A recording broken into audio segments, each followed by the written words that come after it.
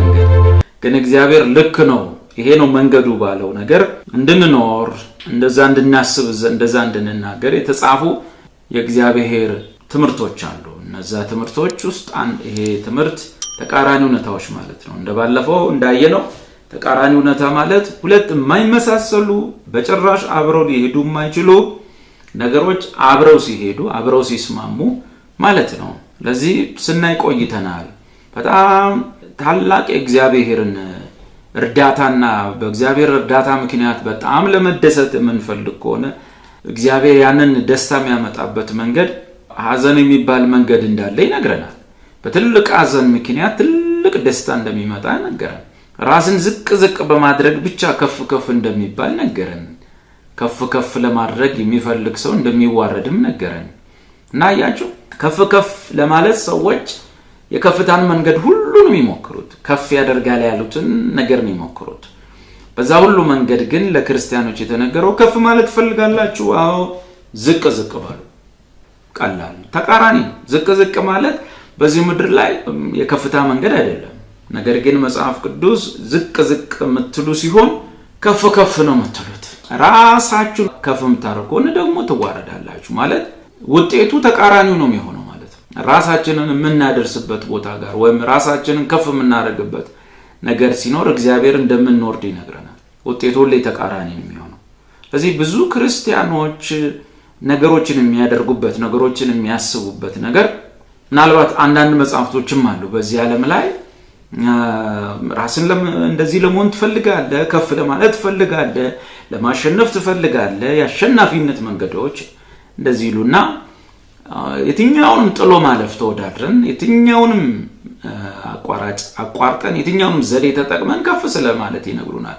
በውጤቱ ውድቀት ውርደት ተስፋ መቁረጥ መሸነፍ ይሆናል የእግዚአብሔር መንገድ ደግሞ የማትመስል መንገድ ነች የማትመስል ውጤቱ ፍሬያማ ይሆናል ማለት ነው ልክ እንደዛ ነው ስናጠና የቆየው ዛሬ ላይ የምናጠናው አንዱ ተቃራኒ ነገር አብሮ የማይሄድ ነገር ቅድም ለመጥቀስ የሞከርኩት ነገር ነው ከፍ ለማለት የምንፈልግ ከሆነ በየትም ስፍራ ላይ ከፍ ለማለት በሰውም ፊት በእግዚአብሔርም ፊት ከፍ ለማለት የምንፈልግ ከሆነ ሳልነግራችሁ ታውቁታላችሁ መንገዱ ራስን ዝቅ ማድረግ ራስን ከፍ ማድረግ እኔ የሚለውን ቃል ማብዛት እኔ እንዲህ ነኝ እኔ እንደዚያ ነኝ የሚለውን ቃል ማብዛት የውርደት መንገድ እንደሆነ እግዚአብሔር ይነግረናል ታውቃላችሁ ብዙ መጽሐፍቶች ተጽፈው ይሸጣሉ በየመንገዱ ዳር እናያለን አንዳንድ አጫጭር መልእክቶችን በተለያዩ ሶሻል ሚዲያዎችን ሰማለን በዚህ ምድር ላይ በሰዎች ፊት ያው ብዙ ሰው በእግዚአብሔር ፊት አይደለም በሰዎች ፊት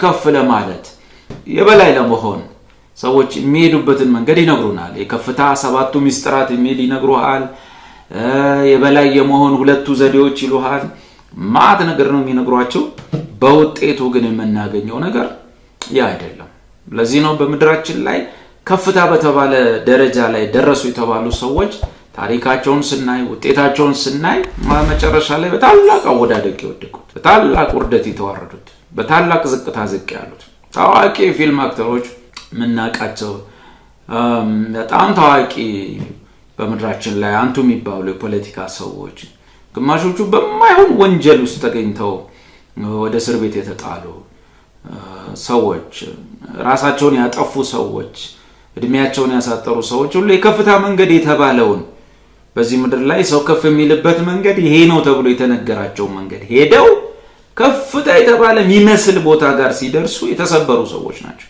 ስለዚህ ዘላቂ ለሆነ ለሚያዋጣ ነገር እግዚአብሔር የመከረን ምክር ነው ትክክለኛው ምክር መጽሐፍ እንደሚናገረን ከፍ ለማለት የምትፈልጉ ከሆነ ትክክለኛው የከፍታ መንገድ ራስን ዝቅ ማድረግ ነው ይለናል ምናልባት አንዳንዴ አነቃቂ ተናጋሪዎች ሰዎች እንደው ምንም እንኳን ነገር ሳይኖረን ማለት ነው ባዶ ጆነን ሳለን አለኝ በል አይነት ነገር ነው የሚነግሩ ቤት ባዶ ሆኖ ሳለ ፍሪጅ ባዶ ሆኖ ሳለ እመን ቤት ውስጥ ሙሉ ነው ፍሪጁ ሙሉ ነው በል እንደዚህ አይነት ነገሮች አሉ የእምነት እንቅስቃሴና ያነቃቂ ተናጋሪዎች ትምህርት ተቀራራቢነት አለው ተመሳሳይነት አለው በሐሳብ አለ የሆነ ፋንታሲ ውስጥ ገብተን እንድንኖር የሆነ ምኞት ዓለም ውስጥ እንድንገባ ነው የሚነግሩን እና ራሳችንን ከፍ እንድናደርግ ነው የሚነግሩን። ያው ምንም ከፍታ በሌለበት ማለት ነው። ባዶ እጅ ሆነን ሳለ ማለት ባዶ አእምሮ ሆነን ሳለ ማለት ነው። እና የሚነግሩን ነገር ከፍ አድርግ ራስን ነው። ራስን እንደዚህ አድርገው፣ ራስን እንዲህ ቦታ ላይ አስቀምጠህ ሳለው፣ እስቲ ገምት ራስን ነው የሚሉት። ሰውም ያንን ያስባል፣ ይገምታል፣ ይሞክራል። ብንን ሲል ያለበት ቦታ ሪያሊቲው ሌላ ይሆናል ማለት ነው። ያው ለሰው መንገድ ነው። መጽሐፍ ቅዱስ ግን የሚነግረን በየትም ስፍራ ላይ ጌታ ኢየሱስ ከፍ ከፍ ማለት የምትፈልግ ከሆነ በሰዎች ሁሉ ፊት ክብር ማግኘት የምትፈልግ ከሆነ ራስን አታክብረው። እኔ እንዲህ ነኝ ብለህ አታውጅ፣ ዝም በል። ሰዎች ታናሽ ነው ይበሉ፣ ሰዎች እሱ እንዲህ ነው እሷ እንዲህ ነች ይበሏቸው። አንተ እኔ እንዲህ ነኝ ብለህ ዲፌንድ አታርግ። ራስን ለመከላከል አትጣጣር። እግዚአብሔር ራሱ ከፍ ከፍ ያደርጋል። በሕይወቴ ውስጥ ትልቅ ትምህርት የተማርኩበት ነገር ከተወሰኑ ዓመታት በፊት ሰዎች እጅግ በታላቅ ተቃውሞ ሰዎች ግለሰቦች የሚባሉት ግለሰቦች ታላቅ ተቃውሞ ይህንን አገልግሎት ለመቃወም አገልግሎቴን ለመቃወም በጣም ያላቸውን ሁኔታ ያላቸውን ቦታ ያላቸውን ስልጣን በመጠቀም ዘመቱብኝ። በትምህርቱ ላይ ዘመቱ፣ ፐርሰናሊ በኔ ላይ ማለት ነው። ግን አንድ የቤተ ክርስቲያን አገልጋይ በትምህርት ተጠቅመናል፣ እግዚአብሔር ካንተ ጋር እንዳለ እናውቃለን፣ ሰዎች ስምህን እንኳን በደም ሳያውቁ መልክህን እንኳን በደም ሳያውቁ ዝም ብለው እንደሚቃወሙ እናውቃለን። አንድ ነገር ግን ልንገራል እና ያ የቤተ ክርስቲያን አገልጋይ ቄስ የነገረኝ ነገር እስከዛሬ ይጠቅመኛል። ምንድነው ያለኝ? መቼም ቢሆን ራስን አትከላከል። ራስን ለመከላከል እንዳትወጣ። አንደኛ እነዚህ በስንፍና ውስጥ ያሉ ሰዎች የማያሰሩ ሰዎች ለስንፍናቸው ስትመልስ ደስ ይላቸዋል። ራስን ስትከላከል የእግዚአብሔርን ስፍራ ትወስዳለህ። እግዚአብሔር ካንተ ጋር ከሆነ እግዚአብሔር ላንተ ሊሟገትልህ ይገባል። እግዚአብሔር ካንተ ጋር ከሆነ ሰው ምንም እንደማያደርግ ማወቅ አለብህ። መጀመሪያ ማረጋገጥ ያለብህ እግዚአብሔር ከኔ ጋር ነው። እግዚአብሔር ካንተ ጋር ከሆነ ራስህን ለመከላከል ራስን ዲፌን ለማለት እኔ እንዲህ ነኝ ብለህ ለመከራከር አትሞክር። ዝም በል። በእግዚአብሔርም ፊት በሰዎችም ፊት ውጤት ያለው ተቀባይነት የምታገኘው ስትጮህ ስትገዳደል አይደለም፣ ስትጫጫ አይደለም። እኔ እንዲህ ነኝ እኔ እንደዚያ ነኝ ብለህ ስትሟገት አይደለም። የከፍታ መንገዱ ዝም ማለት ነው። ራስን ዝቅ ማድረግ።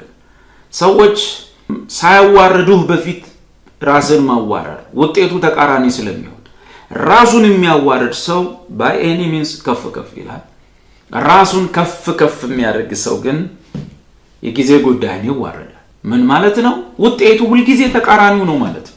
ጌታ ኢየሱስ ግብዣ ቦታ ላይ በመንጠራ ሰዓት ያ መርሁ ለሁሉም ነገር ይጠቅመናል። ግብዣ ቦታ ላይ ብቻ ሳይሆን በህይወታችን ውስጥ ስንኖር በየትኛውም ጊዜ ውስጥ የሚጠቅም መርህ ነው። እሱ ስለ ግብዣ ቦታ ነው ነገረን።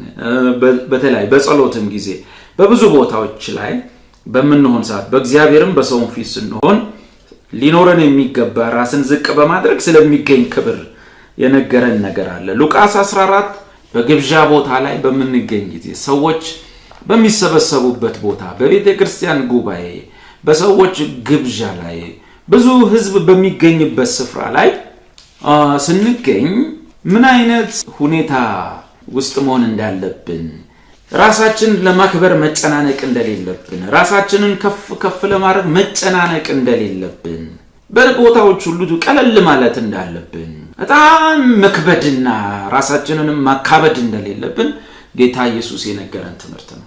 ጌታ ኢየሱስ የነገረን ትምህርት ነው። ማክበድም ማካበድም አያስፈልግም። አይደለም ራሳችንን ሰዎች ራሱ በቦታዎች በሁኔታዎች ውስጥ በጣም ሊያከብዱን ሲፈልጉ ሊያካብዱን ሲፈልጉ ዋናው መምህር ዋናው ጌታ ኢየሱስ እንኳን በግድ ሊነጥቁትና ሊያነክሱት ሲፈልጉ ከፊታቸው እንደሸሸ እግዚአብሔር ቃል ይናገራል። እሱ ንግስና ይገባዋል፣ እሱ ሊከብር ይገባዋል። የክብር ጌታ ነው፣ የክብር አምላክ ነው። ግን ሰዎች መልእክቱን ሳይቀበሉ ትምህርቱን ሳይቀበሉ ባደረገው ነገር እሱን ሊያነክሱ በፈለጉ ሰዓት የእግዚአብሔር ፕሮግራም አይደለም። ስለዚህ እሱ እንኳን ሸሽቷል። ባለቤቱ እንኳን ሰዎች ሊያነክሱ ሲሉ ሸሽቷል። ይሄ የኛ ጭራሽ ሰዎች አይደሉም፣ እኛ እኮ ነን ራሳችንን ምናነክሰው። እኔ እንዲህ ነኝ፣ እኔ እንደዚያ ነኝ ብለን ማለት ነው። ራሳችንን እኮ ነው ጥብቅና ምን ቆመለት። ሉቃስ 14 ከቁጥር 7 ጀምሮ እናነብ። የታደሙትንም የከበሬታ ስፍራ እንደመረጡ ተመልክቶ ምሳሌ ነገራቸው። ኢየሱስ በተጋበዘበት ግብዣ ስፍራ ላይ የታደሙትን ሰዎች ሲያይ የከበሬታ ስፍራ ፊት ለፊት ላይ ገቢናው ላይ ማለት ፊት ለፊት ላይ እዚህ ተቀመጡ ሳይባል ወይም ይሄ እርሶ ስፍራ ነው ሳይባል ሄደው ክብሬ ነው ቦታዬ ነው ብለው ሌላውን ሰው ገፋ አድርገው ራሳቸው ቦታውን ያዙ ሰዎች ኢየሱስ አየ። የታደሙትንም የከበሬታ ስፍራ እንደመረጡ ተመልክቶ ምሳሌ ነገራቸው እንዲህ ሲል፣ ማንም ለሰርግ ቢጠራህ በከበሬታ ስፍራ አትቀመጥ። ሰርግም ይሁን የትም ይሁን መርቡ የትም ቦታ ይሰራል። ኢየሱስ በሰርግ ቦታ ላይ ወይም በታደመበት ስፍራ ላይ ካየው ነገር ተነስቶ ግን መርሁን አስተምሮናል። ማንም ለሰርግ ቢጠራህ በከበሬታ ስፍራ አትቀመጥ። በቃ ኢየሱስ ነው ያለው አትቀመጥ። አገልጋይ ነኝ፣ ፓስተር ነኝ፣ ፊት አውራሪ ነኝ፣ ቀኛዝማች ነኝ ምናምን አይታችኋል። የድሮ ሰዎች ሰርግም ቦታ የትም ቦታ ይጠሩ። የድሮ ባላምባራሶቹ ፊት አውራሪዎቹ የታደሙበት ቦታ ላይ ቢሞቱ በሰው መካከል አይቀመጡም። ሄደው ፊት ለፊት አንዳንድ ጊዜ ሙሽራ ወንበር ላይ ሊቀመጡ ይችላሉ። ለሙሽራ ያዘጋጀው ሶፋ ወንበር ላይ ሄደው ቁጭ ይላሉ። ተነሱ ለማለትም የሚከብዱ ሰዎች ማለት ነው። እና በሄዱበት ስፍራ ቦታ ፊት ለፊቱ የኔ ነው ገቢናው የኔ ነው ብለው የሚያስቡ ሰዎች አሉ። ግን መጽሐፍ ቅዱሳዊ መሰረት የለውም። ሰዎች እዚህ ጋር ናና ተቀመጥ ቢሉ ጋባዡ ባለቤቱ እዚህ ጋር ና ቢል ይሻላል። ራስን የሆነ ቦታ አታስቀምጥ። ከዛ ጌታ ምን አለ? ማንም ለሰርግ ቢጠራ በከበሬታ ስፍራ አትቀመጥ። ምናልባት አለ ያው ጌታ እዛ መሃላቸው ላይ ነው ያለው። የሚገርም ንግግር። ምናልባት ካንተ ይልቅ የከበረ ተጠርቶ ይሆናል። ኢየሱስ በገባበት ስፍራ ላይ ሰዎቹ ቦታ ይዘው ቁጭ ብለዋል። የኢየሱስን አነጋገር ይሁን የክብር ጌታ በዛ ስፍራ ላይ አለ። ሰዎቹ ቁጭ ብለዋል። ኢየሱስ መጥቶ የተናገራቸው ቃል በከበሬታ ስፍራ አትቀመጥ፣ ምናልባት ካንተ ይልቅ የከበረ ተጠርቶ ይሆናልና። ያው በቦታው ላይ በዛ ስፍራ ላይ ያ ስፍራ የሚገባው ጌታ ነው። የክብር ቦታ ሁሉ የሚገባው ለሱ ነው። በሁሉ ቀዳሚ ሊሆን ስለሚገባው ከዛ ምን ይሆናል? አንተ የከበረ ቦታ ይዘ የከበረ ስፍራ ይዘ ተቀምጠ ፊት ለፊቱ ላይ ተቀምጠ አንዳንዴ ለሰው የተዘጋጀን ቦታ ላይ ተቀምጠ የዛን ጊዜ አንተንም ያን የከበረውን ሰው ካንተ ይልቅ የከበረውን ሰው የጠራው ባለቤቱ የግብዣው አዳሚ ይጠራህና አንተንም እርሱንም የጠራ መጥቶ ምን ይልሃል? ለዚህ ስፍራ ተውለት ይልሃል። ባጭሩ ቦታውን ልቀቅ ይልሃል። ይሄ ወንበር የተዘጋጀው ለሌላ ሰው ነው እና ቦታውን ልቀቅለት ይልሃል። በዚያን ጊዜ እያፈርክ በዝቅተኛ ስፍራ ልትሆን ትጀምራለህ። ባለቤት ነው፣ ጠሪ ነው፣ ምንም ማምጣት አትችልም።